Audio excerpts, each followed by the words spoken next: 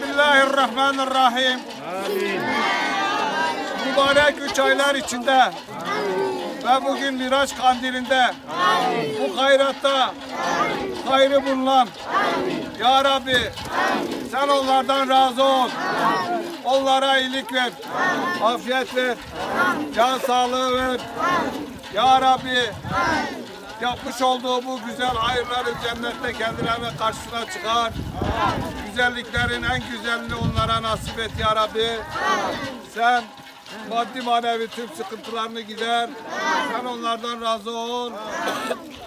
Sen Havz-ı Kevser'den onlara su içmeyi nasip et inşallah. Bu mazlumları sevindirdik.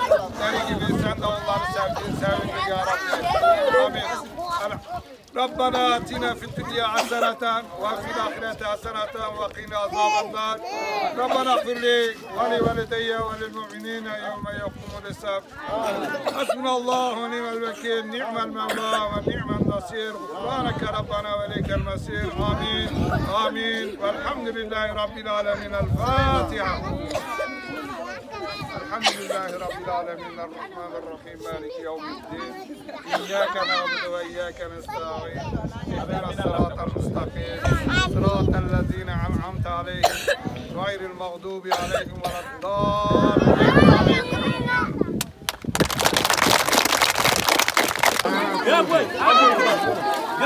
Allah sizden razı olsun.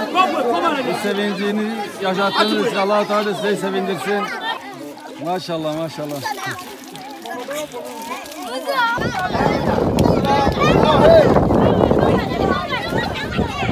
Allah'a emanet olun. Dua edin.